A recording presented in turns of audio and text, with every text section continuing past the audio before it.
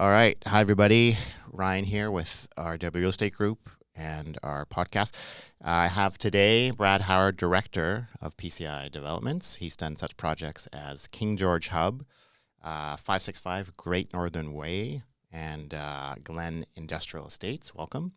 Thank you. Christian Dye, who's been on the podcast a couple times, founder of Latitude West Financial, and he's got a new book coming out, and he's going to discuss some strategies of the next generation getting into the market and some solutions for them.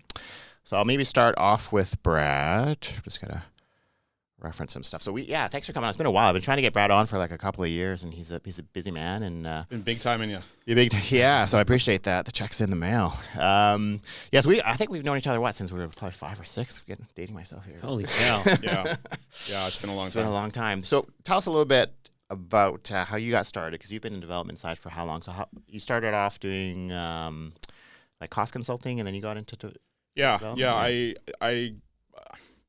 realized when I went to BCIT after high school, I didn't want to get into the oil and gas industry. I did my first year oil and gas at BCIT and realized I didn't like chemistry. I wasn't good at chemistry, so I flipped over to the building technology program at BCIT, and then that was my launching pad into the industry.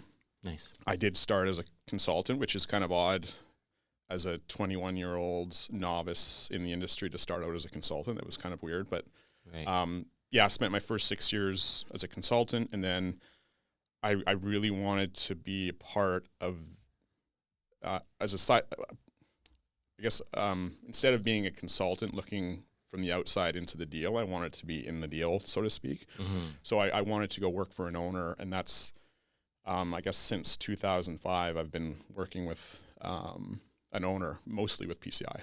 Okay. So we say working with the owner, that's basically like the owner of the development. Mm-hmm. Okay. Yeah, owner of the land, and either the landlord or the developer. Nice. And PCI is a relatively large development, like King George Hub, you were saying, I think had 2,400 units, and that's the project that you're on right now? Yeah, I've got 3 projects I'm working on right now with PCI. King George Hub is the one that's, I guess, fully advanced. It's a 5-phase development next to the King George SkyTrain station. Okay. Just about 2,400 homes, 1/3 of which are rental, 2/3 are strata condo. And then there's about 375,000 square feet of office and 150,000 square feet of retail. So full mixed use, transit-oriented community. And we just completed phase 4, and we're about a year-ish from being completed phase 5. Wow. Okay. And then, so that project, when is everything completely done? You still got to...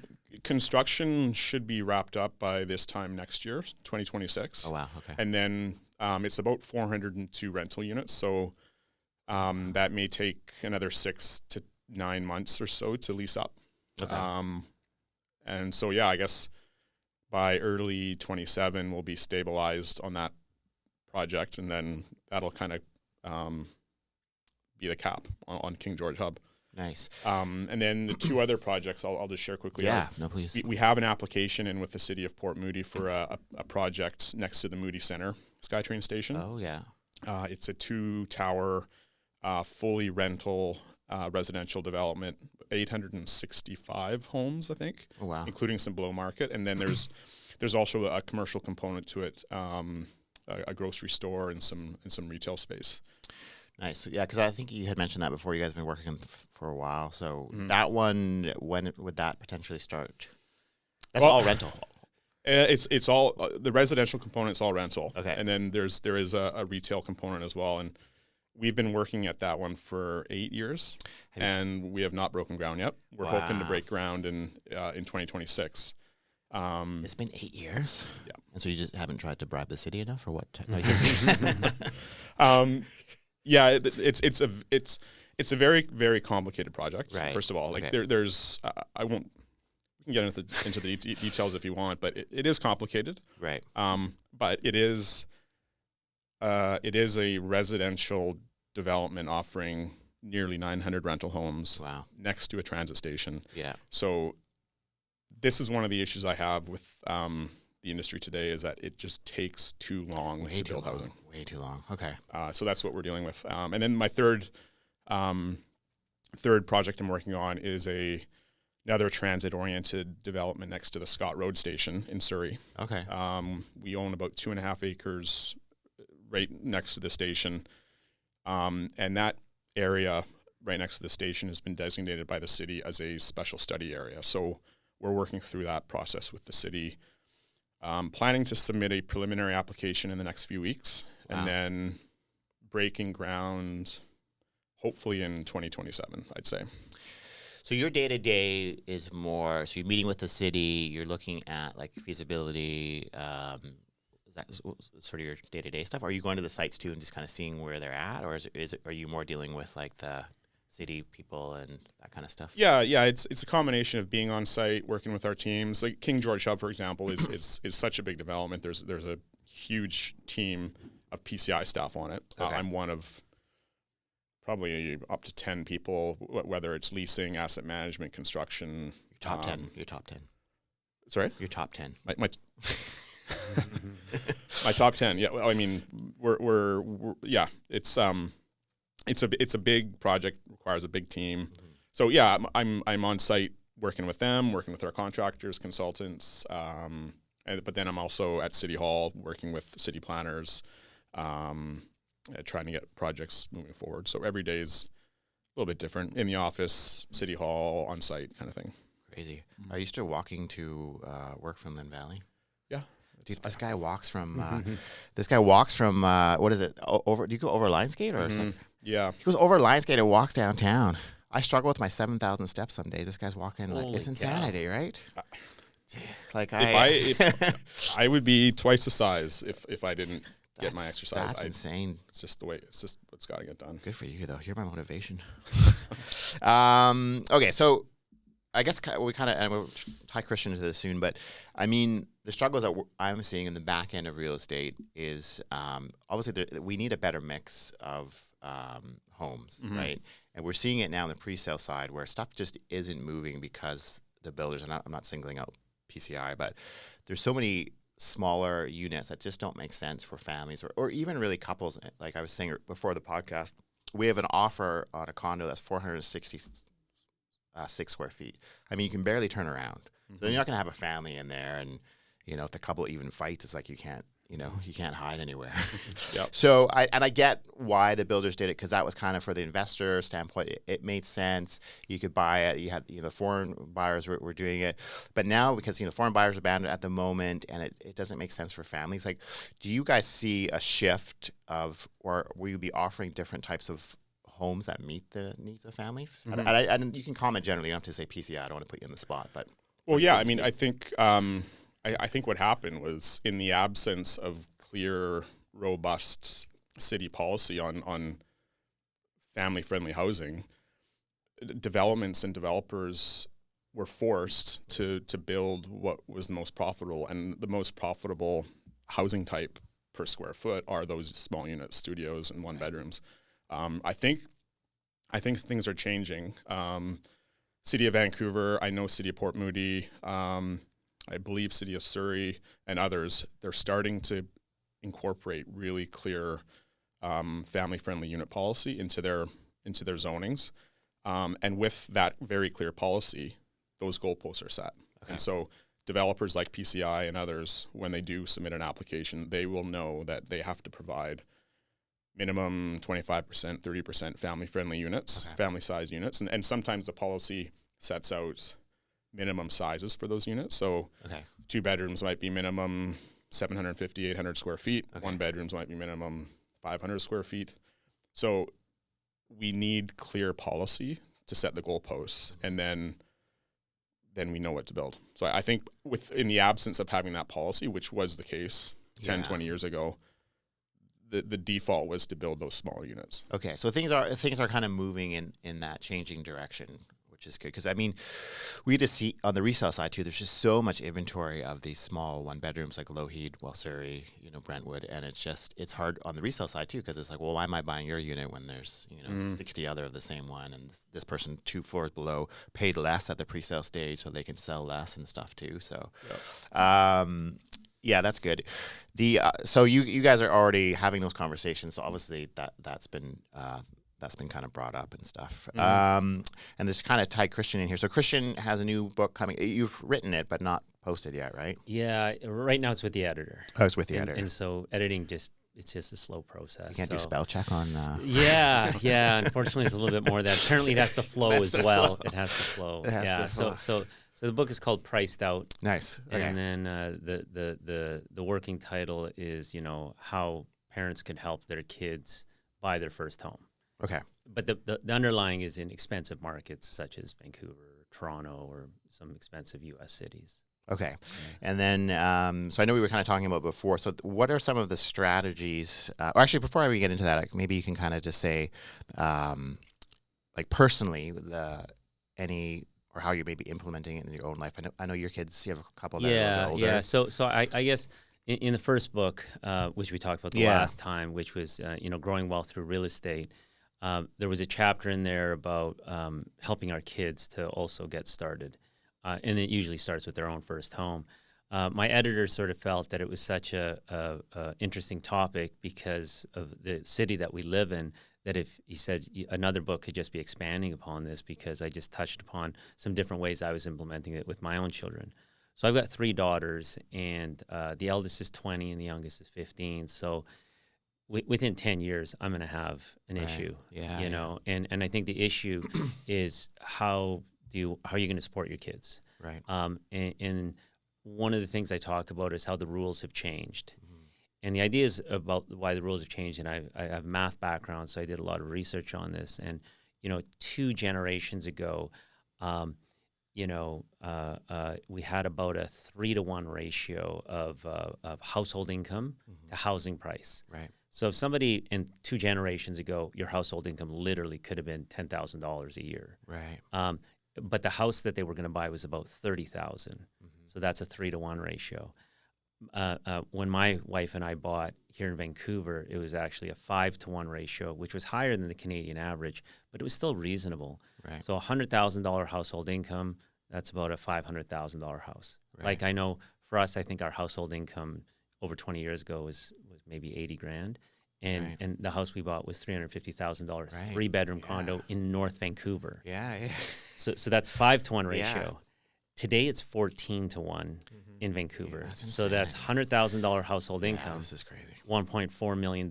And even now you might say $1.4 million. That's a townhouse maybe. It is. I mean, we're not getting you're not getting a house for 1.4. No. Or you're getting one that needs a lot of work and maybe missing a few windows. Yeah. And a roof. But the premise I did the math forward to the next generation. Right. This is probably if you have kids under the age of 10. And we're looking at Vancouver at 24-to-1. Wow. And that's just if the trend continues, That's so insane. So that's a problem. It's a huge problem. Yeah. Well, I mean, I was thinking you kind of touched on, like when we were growing up, I think like for the most part, we were a single family household. Like my dad had insurance business, and we were able to, we didn't do like lavish vacations and stuff. I feel like my kids are spoiled, but we would go to like Portland, and it's like, get crazy, get yourself an enamel bar. Like we were never really worried about. I didn't feel like we had to worry too much. Like middle class and one income, and we were still doing okay. But now, what I see too is a lot of the families that are just getting by. They're not in the housing that they want to be in because they can't afford it, and they don't have the time to enjoy what Vancouver has to offer. So I always say to people, it's like Vancouver is worth it if you can enjoy what it has to offer to you. If you're just working all the time just to pay your bills, just to do it, but you're not enjoying what it has to offer, it's to me, it's kind of loses some of that appeal. And that's what I'm seeing. I'm seeing these people that just work, and they're just working to pay for the place that they're in that they don't want to be in because it doesn't make sense. Yeah, I think that's unfortunately the condition that we're in. And, I'm glad I'm not up against some of the challenges that you have because they just seem very bureaucratic. I try to work within a system, whether the system is fair or not. Right. And so, unfortunately, the book will stop short pretty quickly if someone says, I'm starting from zero, I have tons of debts, and how can I get into housing? There's not a lot of tricks that you could pull out of your sleeve. But if somebody said, my family has been here. I'm a second generation. My parents own their own home, or my grandparents own their own home. Right. And they're wanting to help, but they're not sure how to help. This is the book for you. And I think it's because my wife and I are a perfect example. Yeah. So her and I, we started as educators, so it's not like we made a lot of money, but we were wise enough to get into the housing market as fast as possible. Then we're even wiser to start investing in real estate as fast as possible. And that's the first book about growing wealth in real estate. But now we're sitting on wealth. We have a home, and we have multiple real estate properties, and we have 3 daughters who we're not sure exactly what they're going to do for a living. But if they end up having a modest middle-class income, they're going to struggle to get into this market, like tremendously. And then the bigger question is going to be, do we want to have our kids grow up near us? Do we want to see our grandchildren on the weekends, not on holidays? And what we're finding in our practice is that a lot of people, rightfully so, they want a yard. They want a good community. They want to be able to go on a couple of vacations per year. So they're moving out of their neighborhood. And now in the book, it talks about that problem of our city slowly turning into a renter city and slowly turning into a transient city, where in Vancouver in 20 years from now, you might see, you walk into a room full of people under the age of 40, and you ask them to raise their hand, how many people own their own home? And in that room, almost no one raised their hand. And the ones who do raise their hand are only the ones who had help from a generation above. And what we want to do is, again, whether it's fair or unfair, for those parents or that next generation who says, well, I want to help, but I figured when they need a home at age 28 or 29, I'll help. What I'm showing in the book is you might want to get involved significantly earlier. Because there's so many advantages by getting involved earlier, such as, we'll call it a decade of capital gains tax-free on a primary residence. And we're also talking about lost opportunity costs and the fact that our housing market continues to keep going up at this incredible rate. So when my daughter, who's now 20, she can technically own a home. She can't qualify for it, and she can't come up with a down payment for it. But there's some creative ideas over there when you have a parent who literally might have the cash, either in the equity in their home, or maybe it's buried in their TFSAs, RSPs, and all these other vehicles to possibly buy a home for them and put it under their name, or to give an early inheritance, or to co-invest with them. So there's all of these different strategies where the premise of the book is getting in as early as you can, as early as you possibly can. That makes sense, because I think even for like Brad and I, we probably bought our first place is mid-20s, right? And now like the average sort of first-time home buyer that we're helping anyways, I want to say it's probably closer to mid-30s. So you're already a 10-year difference, and they're buying less than what we first bought. So it's much easier for us to make the jump initially. I think from I went from condo to a house. You went, I think, townhouse to a house. We're seeing it's like they're in a condo. Maybe they get to the. But when you talk about the generational wealth, it makes sense. Like we have a lot of those situations. I have one now. We have a house in East Van, Vancouver special, no mortgage. They bought it 20 years ago, and the mom is gonna help the kids pretty substantially from that sale to get to something else. And it makes sense because it's also harder for them to manage the house now, like the older people to do gardening and all the stuff that comes up with a house. So it makes sense that a lot of these people that bought 20, 30 years ago that can't manage the homes, it does make sense for them to have those ideas. But I think what we kind of have to do too is like, how do we get that communication between like the financial side also to the builders, and then how do we get them into products that kind of make sense? So like when you were saying kind of at least obviously the builders are aware of it, they can't keep on just building this type of product, but where do you see like over the next 5 years that changing more? Like I know you kind of touched on the minimum standards, but will they have? You think it'll be more aggressive, or is it going to be slow going still? In terms of what options are out there? Yeah, I'm trying to remember what options, because I know, like the city of Vancouver, well, I mean, the province has changed in the Bill 44, like they changed the zoning and stuff, but it's still a very slow process. I think there's a handful of multiplexes in Vancouver, also because the numbers are still tight on the building side, right? So the builders are still, they want to make like 20% or whatever, and the numbers are still tight. So I don't know, like I feel like on your guys' side, how Steve sort of see that changing and timeline? Do you see it changing faster than than it is? Unfortunately not. Like I think as we're speaking today, we're in a really, really tough market to kick off housing of scale. So we have to get through that standing inventory. And then the demand will come back to justify financing requirements to build new products. So that may be a year or 2 years of inventory that we have to get through before new supply makes financial sense to build. Right. I wanted to touch a little bit on what, Christian, you were saying, and I've got 3 kids as well. They're roughly the same age. The oldest is just out of high school. Yeah. So again, in the next 10 years, they're all going to be looking for a home as well. Yeah. And I think one of the things I've been seeing a lot with friends that I've grown up with, a lot of them have kind of decided to move away because the housing is so expensive here. And I get it. I totally get it. We're almost a victim of our own success here, being one of the most beautiful and livable regions in the world.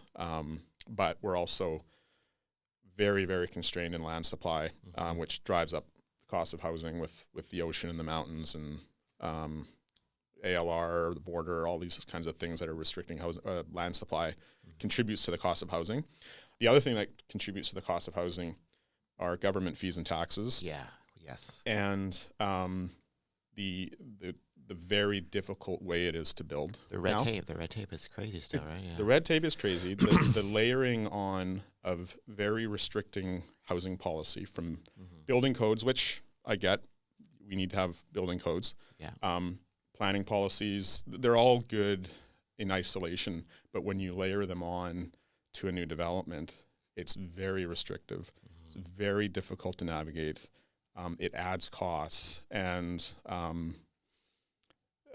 that's one of the issues that I think that are facing industry right now over the short term, next 1 to 2, 5 years, is getting through that standing inventory, and then trying to figure out how we navigate through all of this policy to get homes built for people to live in. Yeah. Yeah, that's a good point, because there is so much inventory. So you're right, you have to get through that. So who's going to buy that right now? Because investors are kind of out at the moment, and the foreign buyers are out at the moment. I think a big thing is to get through that inventory, you need to bring the foreign buyers back. And I know, like Bob Rennie was on, he's been advocating with the government and stuff like that, because obviously their projects are seeing it as well. Like, I don't know how else you get through that, because like I was kind of saying before we got on the air here, is a lot of our first-time home buyers there's so much choice for these smaller one-bedrooms and stuff that made sense before and they were selling, but they're not selling now. So how are you going to get through this inventory if the regular first-time home buyer, a lot of cases they want to wait now to maybe get something bigger, or they're just like, there's just so much inventory, I don't feel comfortable jumping in. So I think there's going to have to be something to get rid of that inventory. Like, how do you get rid of it? And we're not even as bad as like Ontario. Ontario's way more supply. Yeah, and I think it's I'd want to be short of saying economic cycles should dictate government policy when it comes to housing. We don't want to have knee-jerk policy decisions made in response to market cycles. That right. I think that's not a good way to manage or to proceed. Right. Having said that, the foreign buyer is a part of the buyer demographic or the buyer pool, just like investors are. And investors are critical to the supply of new housing. There's a component of let's say you've got a tower of 400 units and you need to pre-sell 300 of those units to get financing. Right. Of those 300 units, let's call it half are investors, half are end users. So you need 150 investors / foreign buyers in the market to help spur the supply of new housing. So I'm cautious about having knee-jerk policy changes to address market cycles, but the foreign buyer and the investor are critical to our housing industry for sure. I mean, it's a big factor for on the development side for sure, because I mean, we used to see it too. I mean, we had tons of investors, and a lot of them were foreign before that were buying these ones, right? So you remove that, then that's that's an issue. But it's like, yeah, I'm curious from the development side where you guys are saying like, yeah, how do we get rid of this inventory? We're not going to be like, here's a coupon to Don Airtown below or whatever, right? Like we got to get something that. So I don't know. It's interesting to me because I feel like, and the market changes so quickly. Like Christian and I have done other webinars and stuff, and we'd have like, 5 offers, 6 offers.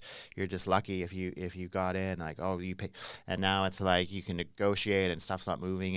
And some sellers are at a real disadvantage that bought into pre-sales. And I'm not saying from PCI, but in general, the thing that I don't like about the pre-sale development side is I feel like it's not very open disclosure. Like if you walk into a pre-sale today and maybe I get a great deal on a 1-bedroom because it's been sitting there for a year and a half. But the person that bought when the market was busier, they could have paid 30, 40, 50 grand more. And that's what we're seeing on the other side now. Is these people can't get rid of it because their neighbor down the hall or below bought the same unit for way less. But when they go into these sites, the builders kind of go, that was a promo at this time, or no, they're all kind of selling around the same range. And I get the sales stuff, and I'm not, singling out certain builders, but we're definitely seeing it on the resale side that and we have listings now that aren't moving because other units can price it a lot less based on what they paid. I have one in Coquitlam right now. We have it listed for $409,000 for a 1-bedroom, and now a 2-bedroom just came out for that same price. So guess which one the person's going to sell? And my person bought pre-sale and paid a peak at the time. So it's and I'm not saying like you guys have to make a profit and the market kind of dictates that, and it's like any other sales and stuff. But I'm not a huge fan of, and I've bought pre-sales myself, and I've done well on some and okay on others, and I know you have something coming up with pre-sales soon as well, and I know there's good deals out there for sure, and I think probably you guys will touch on that. But I'm just saying. From what I've seen, you have to be really cautious, and I think there has to be more sort of openness for the builders, or not for the builders, for the buyers of what the pricing is across the board, so that they're more informed, so that.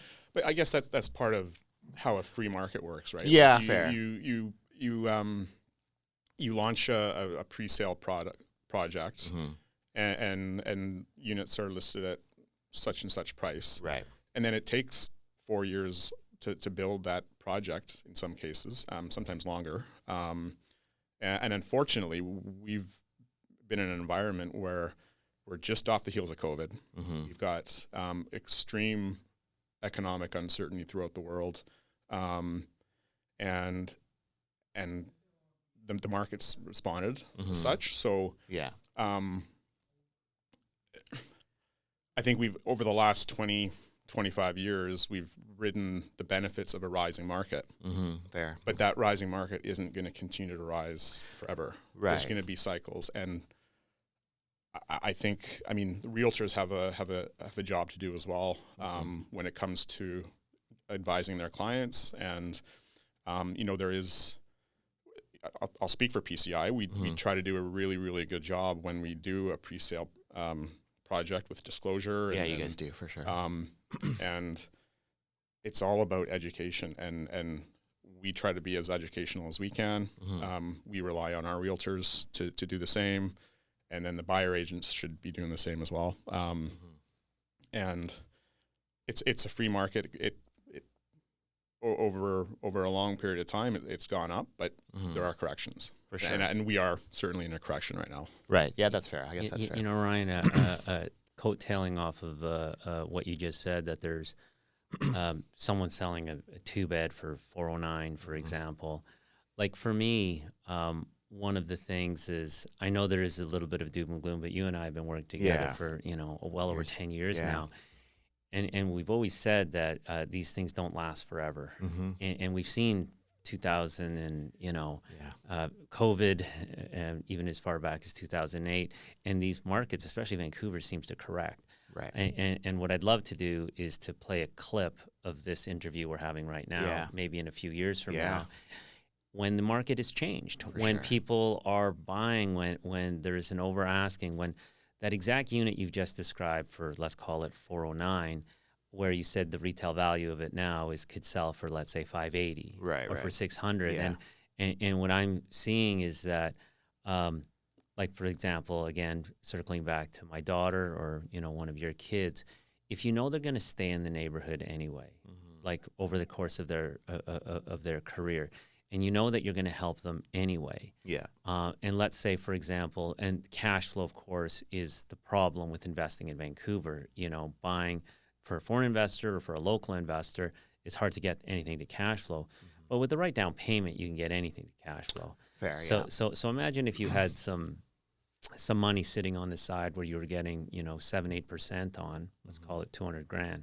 Let's say this $409,000 place, which you sort of say the it's $499, but sorry. Was it $499? I don't want to bring it down lower for them. It's already tough. But yeah, sorry. Okay, right $499. So let's say it's a $499, but let's say at one point it was $599. Yeah, fair. For example.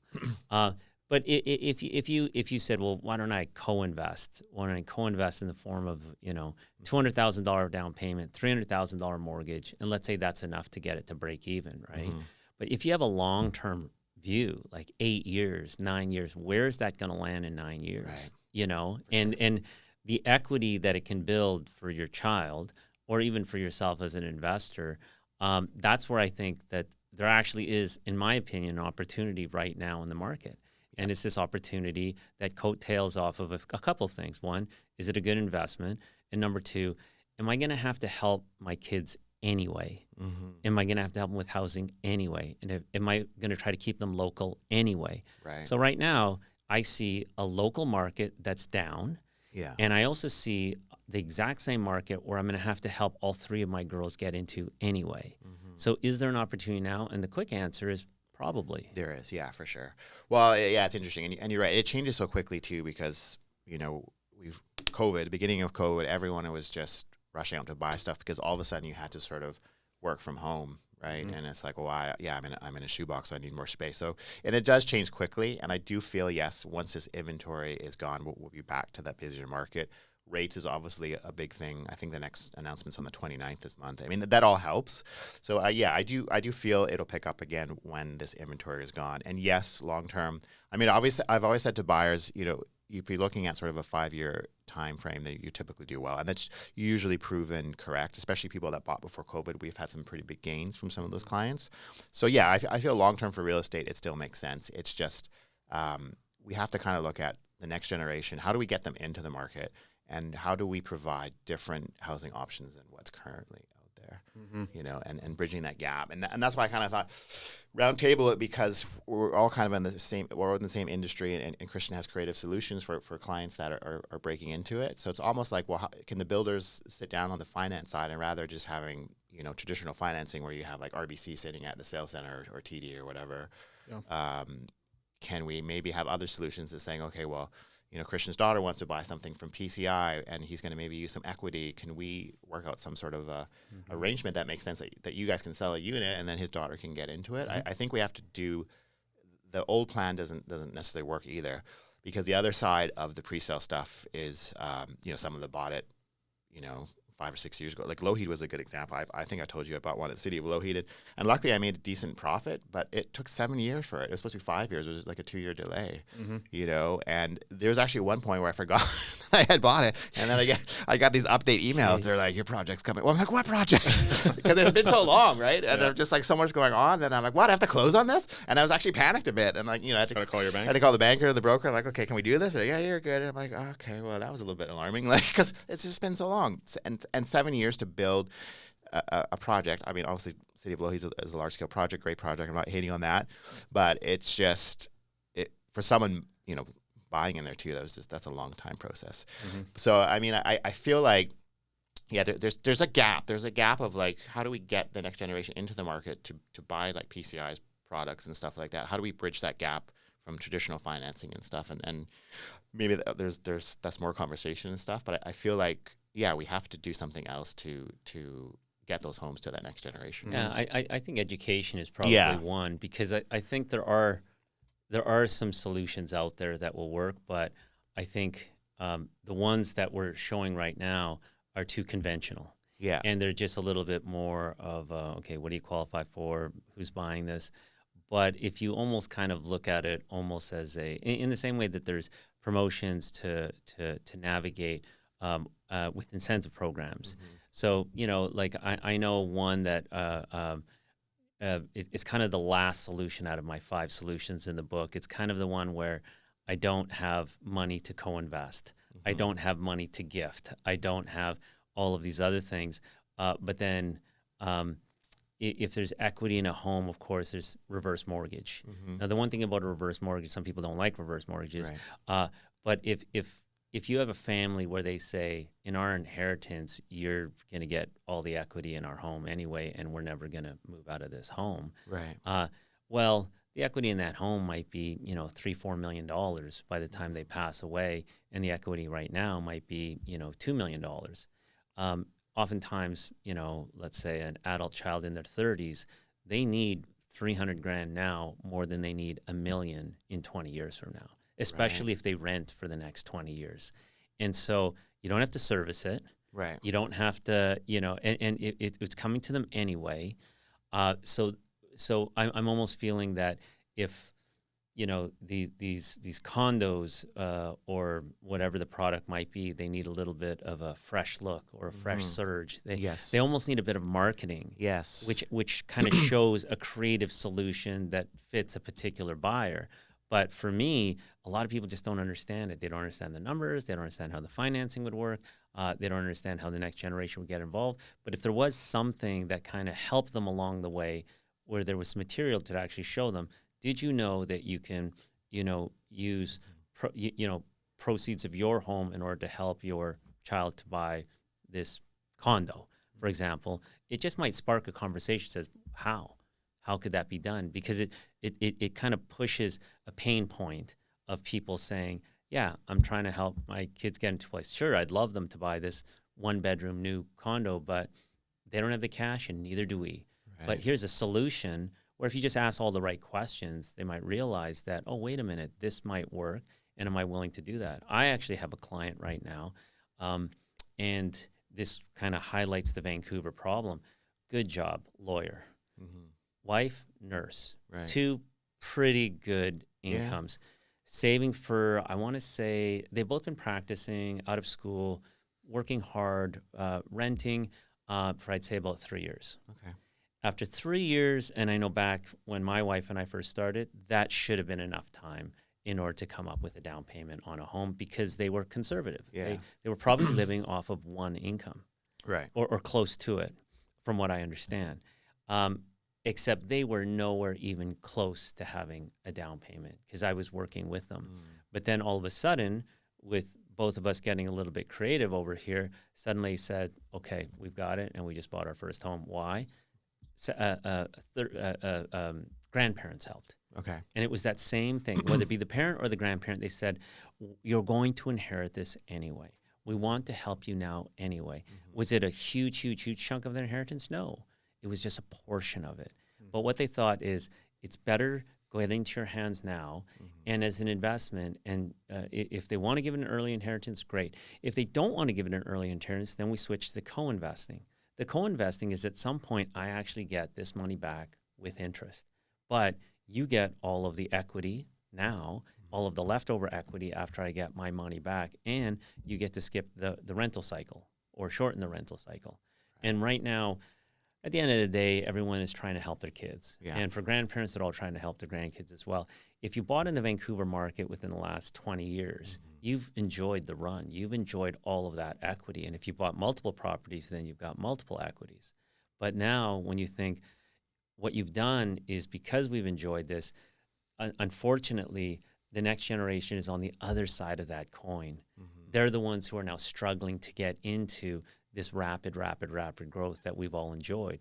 But if we know that we're going to help them anyway, my argument is help them sooner rather than later. And people think sooner is when you get married, I'll give you a hand. I'm thinking as soon as they're over the age of 19, let's figure this out.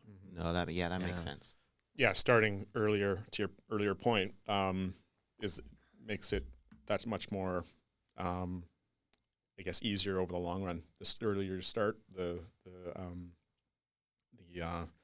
easier it can become, as opposed to starting in your mid-30s, right? Yeah. Well, and I think the down payment factor is the biggest hurdle, right? And that's always been the case. I mean, even for us, we were buying businesses now. Obviously, the down payment is a lot higher. But when you when you say co-investing, like how do you, and the person's paid back, how is that? Like if I give money to my kids, how would they get it back? I'll give you a perfect example. Okay. Because Elijah doesn't seem like he'd pay me.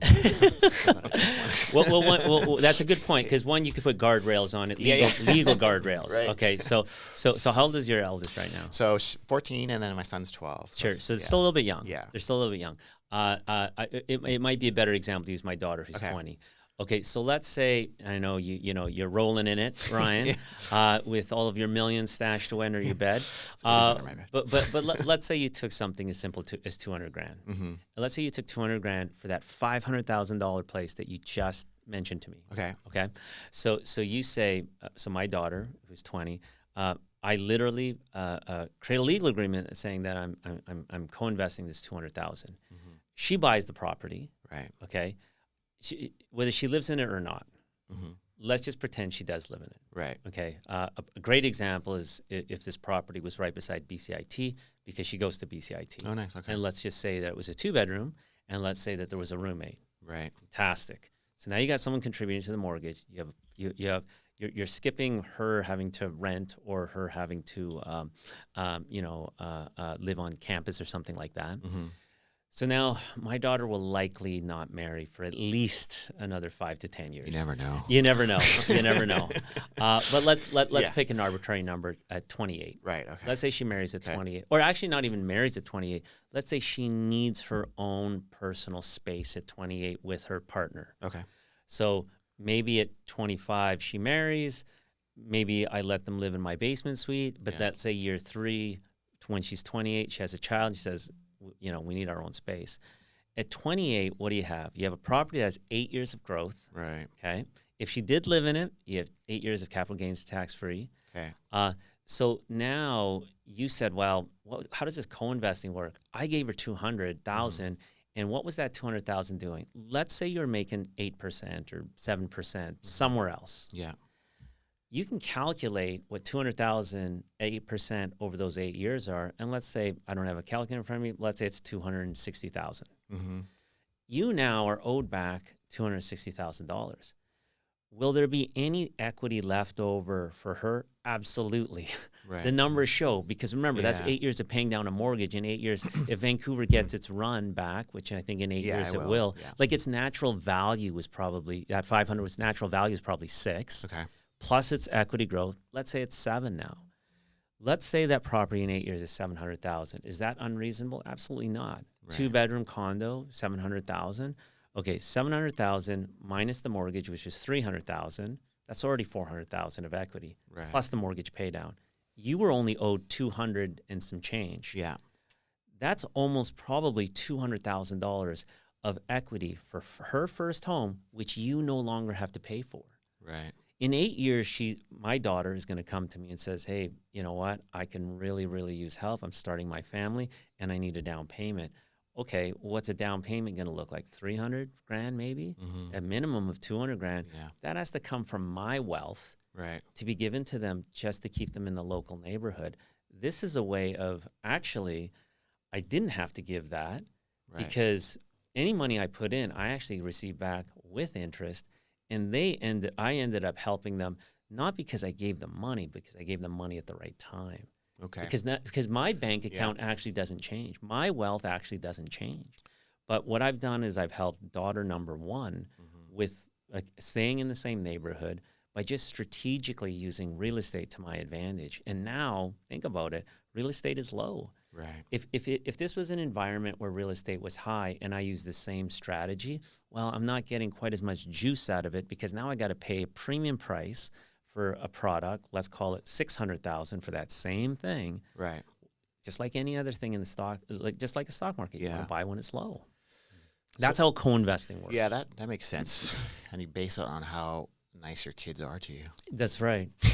and see, the guardrail would be actually coming up with an agreement that says this is actually a co-investment loan.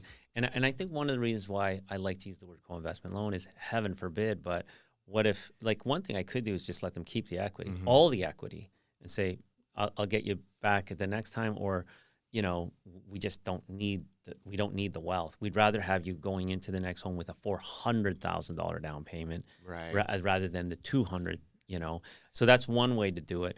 But also the guardrail is putting something in place where it sort of says, you know, because you're either cohabitating or you're married, and what if you were to split up? What if you're divorced? And there are legal agreements that you could put where it says this money is coming back and it's not part of your wealth.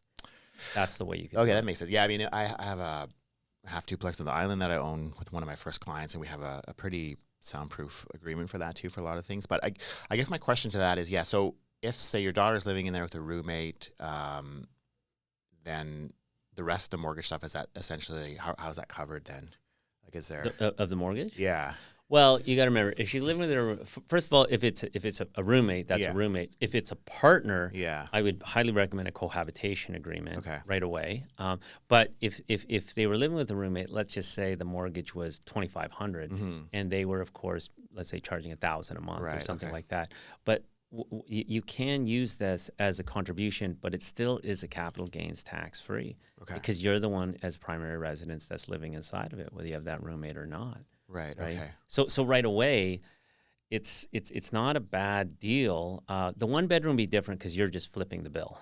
But if it was a 2-bedroom, now you have somebody contributing to it. And most of these guys in their 20s, they usually have roommates anyway. Right. Okay. That's why I kind of like the 2-bedroom. Yeah. Model. And then so the costs are kind of, you're advancing the money, and then you have a roommate, so your whatever mortgage you have is hopefully covered, or majority of it.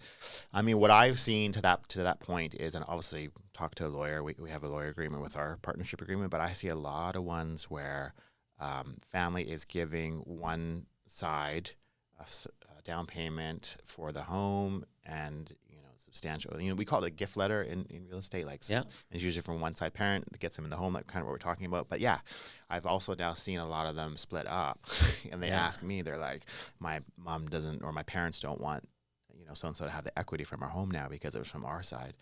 I'm like, well, did you have an agreement in place? Exactly. So otherwise, the agreement's incredibly important. There's trust factors as well, but I don't think that should be a barrier to not do it. Right. Okay. I think there should be some guardrails to kind of say, let's play out some worst case scenarios and make sure that everybody is on board. What's going to happen? Vagueness is always bad. Gray area is always bad. I find like those ones are, it's always kind of it's a tough thing, because it's like, if you're a married couple or going to get married and your family house out one side substantially, it is an awkward conversation just saying like, hey, if we get divorced, or no offense, but you're more of a deadbeat. I don't. Why are you looking at me? No, sorry, I was looking at you. I don't know. I was looking at the wall, not you. Good. Brad is not a deadbeat. Edit that out. But it's interesting because I've seen it a lot of times actually since COVID. I think we had this conversation since COVID. I've seen a lot more divorces, and what's interesting is it's people being at home together more, and they realize it, right? Yeah. So because before it's like people have their 9 to 5 or whatever, but they're out most of the day. You come home and it's like you're doing your routine, watch TV or whatever. So you're still seeing each other, but it's like a couple hours. It's not like the whole day. And it's like, why are you chewing so loud? I'm trying to, Right. So I have that whole thing. It's a condition when people chew so loud, it makes me nuts. Yeah. But so I've seen a lot of it, and people come back to us and they're like, yeah, but my parents put in so much to this, this house or this condo or whatever, and what do we do? And I'm like, not much you can do really if you don't have something sound. So I think it's important to have those conversations ahead of time. And then kind of getting back to the development side, it's interesting because right now, correct me if I'm wrong, I could walk into a pre-sale center. If I have enough for the down payment, I can buy a condo, right? They don't check your finances. They always ask, like, make sure you can get financing in 7 years or whatever, right? But they don't check. So that was, to me, was always kind of like, okay, so... And we've had clients that would walk in and of course we tell them, make sure you can close on this. Just like I was saying, and I kind of forgot I bought something. So if you can buy a pre-sale with just having the down payment, then there should be other options from the builder side and the finance side to say, hey, you know, I'm going to do this strategy, pull equity or whatever. Can you, if I'm going to buy X number of units in your project with these clients that are going to use this strategy, you know, is there something that we could do, you know, not even as a discount, but just something that we could do to kind of secure the units for you guys and then for these buyers to get in? Because I don't know how many units you guys had rescinded. Was it a small number still? Very small, yeah. Okay, so PCI checks that stuff. But I mean, we've seen it on our side. I mean, saying maybe just a handful or almost the last 20 years, but it's always interesting to me because the builders side of it, which I understand that's not maybe your whole thing, but they're not checking everything because people's financial situation can change within 2 to 5 years or whatever, right? Yeah, and I think. So are you chewing gum? Is that okay? This is a highly respected podcast. That's okay. You're fine. You and your chewing. Yeah, I'm sorry. That's true. You know what? Because my wife, off topic, does teaching for deaf and hard of hearing, and it is called some auditory something. But when people like smack when they're not that you're doing that, but people like in general, it drives me insane. Okay. Yeah. Like I want to reach over and just be like, close your mouth. But I'll no, you're fine. I wasn't thinking. I just noticed that you were chewing gum. Take the gum and just stuck it under the Yeah, table. exactly. But yeah, so okay, so what were we saying about that one then? Basically, Well, I think I was going to say, like, we to get through this market condition that we're in right now, I think any kind of creative solution is welcome and should be encouraged. And I think legally, and I don't want to speak legally because I'm not a lawyer, but when we enter into a contract, a pre-sale contract, and there's that first deposit paid, the obligation is the developer completes the construction of the home, which comes at significant risk, and then it's the buyer's obligation to close on that contract when the developer completes the construction of the project. So that's at a very high level the legal obligation of both parties right now. But having said that, developers that are sitting on a ton of inventory specifically, like I would imagine would want to be very open to creative solutions to get rid of that inventory. And some of the ideas you're talking about make a ton of sense. Yeah, you know, when it comes to the creative solutions, one of the tools we came up with is when the book is released, it has 5 solutions to help, like one generation to help the next generation, where it's a win-win scenario. You're not like depleting your own wealth, essentially. But one of the things that we did was we came up with kind of like a survey tool, which if somebody was to fill it out and kind of describe their scenario, their parents, inheritance, wealth, everything, it kind of narrows down to which of the 5 solutions is the best one. And so that's when you sort of said, we need some creative solutions over here. I kind of find that, yes, we need creative solutions, but we also kind of need to execute and implement them to be for somebody to say, is this feasible? Is it even possible for me to buy this? I like the idea of I never thought of it, of helping my son who's 24, who just graduated as an engineer. We never thought of him being able to buy so early. I wonder if this is possible. It kind of sometimes dies on the vine when it's just an idea. And then they hear the story that, wow, there's a lot of inventory and there's a lot of deals out there. I'm hearing like discounts of $100,000 and more on these condos. And they almost think, oh, that'd be perfect if my son lived in that condo because it's in our neighborhood and it would be a great starter home for him, now that he's making money. So that engineer might qualify for the mortgage. They just don't have the down payment. But the parents know that they own a home. They also know that they have other investments. They also know that they want to help their son. But right now they don't have to help the son because the son maybe is living at home.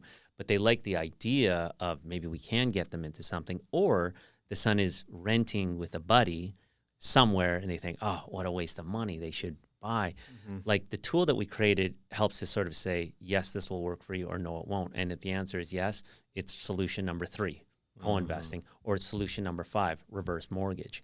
So one of the things is it would be great if potentially if there was some collaboration over here with like developers or condo developments. And I invite anyone listening, if they ever wanted to get a copy of our tool and our survey, which helped to narrow it down, to reach out to us. So the survey, and then if you don't qualify, does it just show up like you never own a home? Does it flash it? No. No. Yeah. Hopefully not. Hopefully no. When it comes back, you're screwed. You're like, next. Yeah. But no, that's good. I mean, so that's interesting because, I mean, I wonder even if on the development side, something like that, because that's what we're seeing, the transfer of wealth, if that tool is implemented even on development side, like on the sites and stuff, people coming in, and it's like a tool that the buyer can download and they can quickly say, oh yeah, I do qualify for this, or no, I need to talk to my parents or whatever. That might be a helpful thing to kind of do on both sides, right? Because you're getting that next generation of buyers, and they have a hopefully easy tool to pre-qualify themselves, you know? Because I feel like what we're seeing too from the first-time home buyers, they don't know any. I shouldn't say they don't know anything, but they don't know a lot, right? And I feel like the pre-approval process, you know, it's very vague when you're buying your first place, especially pre-construction. You know, they're going to say, we don't know what your rate is going to be in this range, and yada yada.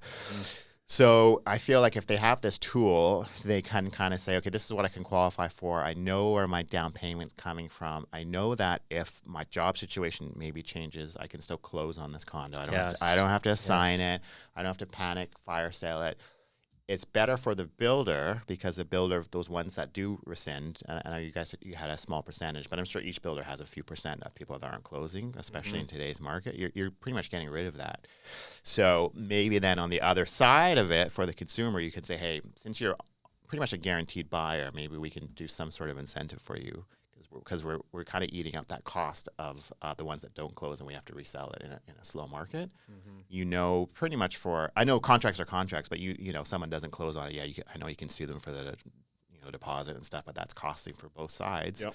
So if you have more assurance that the person can close because they've already been better qualified, then I think there's something there for both sides. You know, because but I think you're right. Like. I think in any crisis, which I kind of feel we kind of bordering are, there's also an opportunity. Yes. And right now the crisis that we have, in my opinion, is there's this incredible opportunity for parents to help their adult kids to get into the market. I think that's a great opportunity. And for the builders and the realtors, this is another wonderful opportunity to, there's this there's a lot of inventory out there, and I think there's really, really good deals, and I can't understand why people aren't buying them. And then you've got these other people that says, we're all trying to help our kids to try to get into a home. You've got the kids who are like, I'm 24 years old and trying to figure out a strategy to get into a home. So it kind of feels like there are three people actually saying all the same thing. But what they need is some tool or metric in the middle to kind of say, does it make sense? Financially, does it make sense? Does it make sense for my parents to take some equity out of their home to help me to get into my first home at age 24? And does it make sense for the realtor to say, you know, this is a product that absolutely is going to fit you, and I'd rather you buy it now than in 2027 when it's $100,000 more and there's and there's overbidding, or there's whatever it happens to be. Might not be 2027, might be 2028 or 29 or 30, but we know it's going to happen. We know that condo that you've described for $500,000, we know it will be worth $600,000. We don't know when, but we know it will. We know it'll actually be worth $1 million one day. We don't know when, but we know it will. So I kind of find, and I have a lot of stories of this when I say, oh, I've got clients who, you know, invested in this and that in 2020, in 2021, and they've literally, you know, 50% higher, or sometimes even double higher. And they said, hindsight, if I, you know, if I would have known back then. I says, you did know. I was saying it. Many people were saying it, you know, and I think it'll be that same thing. I know I bought properties around 08, 09, 2010 in the Fraser Valley, and they're all 3X, like they're all worth triple of what I bought them for. And then there are people that said, oh, if I would have known back then. I says, I was telling everyone I knew that this is a good deal in the Fraser Valley. I was telling everyone I knew in 2020 that it's now a good time to buy in the market, you know. And I think right now we're saying, we're going on record, today's date, you know, October of 2025, and saying it's actually a good time. It is a good time. It is a good time to buy. There's a lot of fear. And I just thought of one of the ones that he had bought years ago, and I think he sold it in Chilliwack. That building had a murder outside. So you got out at a good time, but he still did well. There's a good example. I probably bought it at the in some ways in the I think you're worst under possible 100,000. environment. That's crazy. No, we bought it at 112. Wow, it's 112. Crazy. And it was valued at probably 130 or 140. Wow. There was a similar unit selling for 128. Yeah. But the market was low. Yeah, it was low because I remember we went out there. It was low. Yeah. It was Yeah. December. It was all these conditions. Some guy just got murdered in Yeah. Chilliwack a couple blocks away, and right away a big smile came on my face. Not for the murder, and we don't Not have for not the for murder. Just But I just knew that the times were changing. I knew that the city was developing, and they were revitalizing it, and we knew it was going to go up. We knew rent was going nowhere but north. yeah. And slowly over time, absolutely everything that was predicted. Rents went up. Yeah. The value of the property went up. It took time. It was actually my Abbotsford house in 2008 where it was pretty much worth the same amount 5 years later. Mm-hmm. And that's where I didn't say, what a terrible investment. I said, oh my God, I got to buy more. Yeah. This is insane, the amount of rent that I'm getting and what's happening. And then it was just a few more years after that, and then it boomed. Mm-hmm. That's when it boomed. Like, I think by 2015, that house was now, it broken through the threshold, but it was just low for a while. So if you were to take some of our advice and suddenly you buy a condo or whatever it happens to be, and then 2027 rolls around, it's like, damn you, Christian. Damn you, Ryan. That condo is still worth the exact same amount. We know, we don't know the when, but we know it will go up. Yeah, listen to you guys speak is really interesting. I think one of the issues that's faced our industry for 20 plus years is the commoditization of housing. That was a big word, by the way. Yeah, even for me. But housing has been so commoditized where people look at it not as a place to live, Mm-hmm. but as a place to invest. And investors are good. We need investors, but I think a lot of the issues that we're talking about are because the housing industry has become so commoditized, Mm-hmm. and people are so focused on amassing a portfolio of units and what's their profit this year, what's your profit that next year, what's their profit the year next. Mm-hmm. And I personally think we need to take a step back, look at housing as a very, very strong long-term investment, Right. but not an investment that we're looking at it every 6 months or every year, every 2 years kind of thing. Yeah. Because it's one of the best investments you can make in your life, I think. But you have to take a look. You have to take a long-term look at it. Yeah, for sure.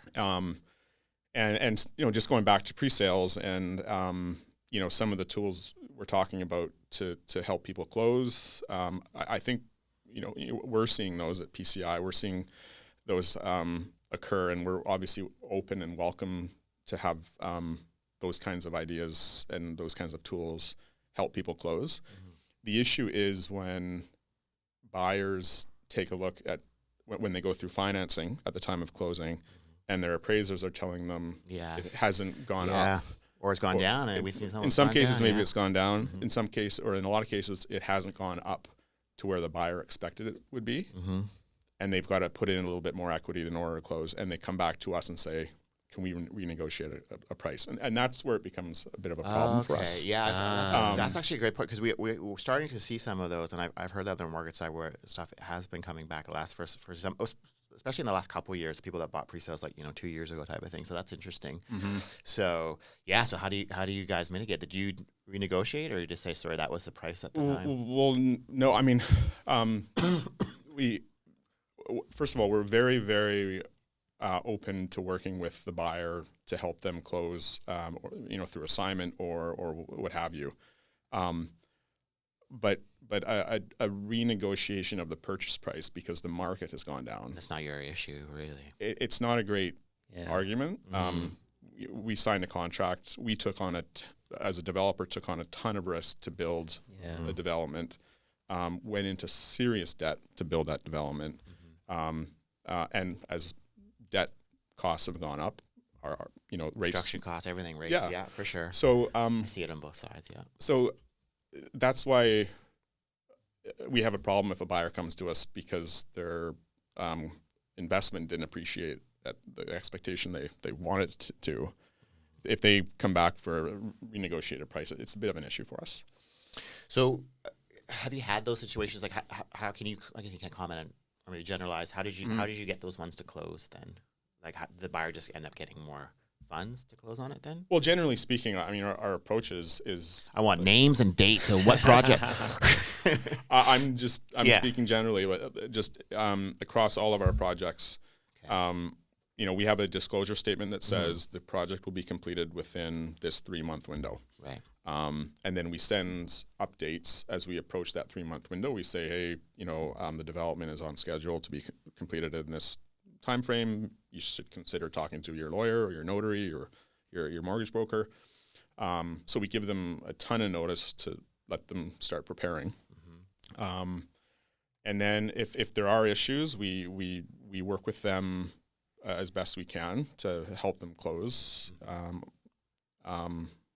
That's a very corporate answer. Like, do you break their legs or? Is this going on YouTube? Well, yeah. No, I mean, so you try to. I've seen it. Not so much you guys on other sides where the builder will kind of give more time and try to work with the solutions. I know you're not going to say here's $100,000 less. Basically, you're going to give them more time and stuff to close it. But that brings up a really good point because we're starting to see that now too. So maybe with these solutions of people using the equity, that also would mitigate that because they already have the funds to pretty much to close on it. So I mean, so yes, it's still disappointing if the market fluctuations, but the person will be able to close on it. It's not, oh, I need to come up another $100,000. Yeah, it's interesting. That's the way I was sort of thinking. It's like whenever I deal with a client, I kind of try to say, especially if they're investing in real estate, I never want them to lose out. But you never know because some people are buying, you know, in my world, some people are buying multi-units that aren't completed yet out of province even. Right. And so we try to play out, okay, you know, there's certain government programs out there like the MLI Select. That's a very, you know, does that come in on time or not? And I think 4 out of our 5, it didn't even come in on time. So now you can't complete on time because you were waiting on this CMHC financing. So then we sort of said, what are some metrics that we're going to put in place just in case, you know, there's that 2-month gap or that 3-month gap. But that's where I'm almost kind of seeing this tool and sort of saying if somebody says, well, this is something that I want to get involved with, and then it says, okay, when it comes to closing, here's some other options over here in case, you know, things go awry. And then they could kind of know that, oh, there's no possibility because, yes, under a couple of these conditions, I can easily use that as a fallback, you know, whether it be my parents would be, you know, this idea of co-investing. Okay, I might not want to do that, but it's on the table, or this idea of, you know, an early inheritance might not be. Like a lot of people don't realize how often that next generation is willing to help them, and that people just don't kind of utilize it. Oh, I want to do it on my own, or I want to do this, I want to do that. But these win-win solutions is actually good for both of them many times. Well, it's interesting too because I think a lot of like our parents' generation, anyways, they don't know how much equity they have in their properties for one. Because I'm just going through that now, and you know, we're selling the house for just under 1.6, and you know, they didn't know what it was worth and how much equity they can now help the kids with. So I think it's good to have those conversations too for people that are going to buy a home to maybe talk to their parents, which is always awkward, like how much money you got, but and you don't know. Sometimes they could be using their home for other things, and they might not have equity or not much equity in it. But to have those conversations so that they can get in homes, I think it makes sense. So. You know, it's interesting. In the book, I kind of mentioned that there's certain cultures that do very, very well with real estate. You can say it. Asians? Well, you know, Asians, East Asians, Italians, like they all have one thing in common. They actually, one, they all believe in real estate. Yes. And two, it's kind of like ingrained in their culture that they actually are helping the second generation in one way or another. So it's very, very, very common that it's like, we are helping you with that down payment. It's just, okay, here's where we start. Or we are helping you with that down payment by allowing you to stay in our home, which we have rejigged to cater to you and bought a home where you can have multiple generations in it. So don't worry about it. It's you.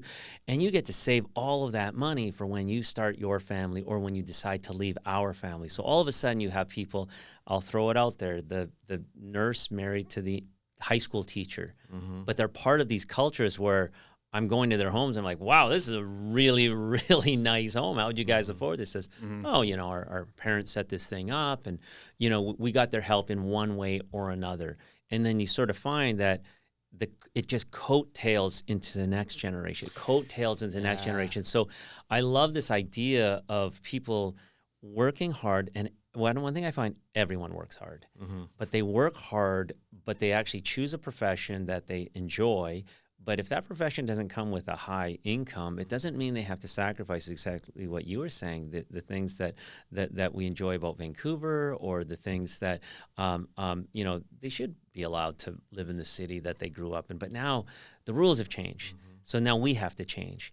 And for some of those cultures, like, we've been playing by these rules for generations, but some other people are now like, we never thought about it, but there is a playbook that will work in our situation. Like, I know for my wife and I, intergenerational living, which is one of the solutions, intergenerational living is on the table. It's absolutely on the table. And we're in the process of getting another home, because similar to you, my mother-in-law's moved in. But at the same time, the specific home we're planning on getting is actually going to accommodate to my daughters having the ability to choose to live in the home, including if they were to marry, to choose to live in the home. And so we're giving up yard, we're giving up like fancy amenities inside the home for space. Because for us, the space is actually more important. And it's a great investment, because right away, would I rather give my daughter $500,000 later in order for her and her future kids to stay close to us? Or would I rather create a home where they can save up that amount themselves by me giving them either rent-free or massively rent-reduced? And this intergenerational living is not a bad thing, because my wife is very excited to help raise grandchildren. Let's do the opposite. What if you're moving away in a location where you need childcare, and like right away, that person or my daughter, like they're handicapped for trying to save up for a down payment, plus paying for childcare, plus doing all these other things, right? And that's why for us, we want them to be successful. But if they're successful, then we're successful, and the reverse is also the same. If they're unsuccessful, okay, we want to help you. Here's $500,000. Now suddenly we're also unsuccessful, because now we're, went from, we thought we would be vacationing to nice places in our retirement. Now we're going camping in our retirement. We don't want that, but this other way, we can kind of all get the best of both worlds. But the playbook's got to change. It's got to change. Camping's not a vacation. By the way, I'm just going to say that. Speak for yourself. Well, I have no outdoor skills. But, okay, I think we went over a little bit. So yeah, this is great information. So maybe just some closing points from you guys. Are you hopeful for Vancouver, these changes in the next 5 years? And I'm hopeful for Vancouver just generally. I've lived here all my life. I'm very, very blessed and thankful to be able to live on the North Shore where I grew up, amongst the mountains, the trees, the ocean, and this region is very often voted one of the best regions to live in the world. So I'm very hopeful, but we have a major issue when it comes to delivering housing at scale. With the I mentioned earlier, with the layering on of policies and rules and regulations, it has made it so difficult to build housing and so time consuming.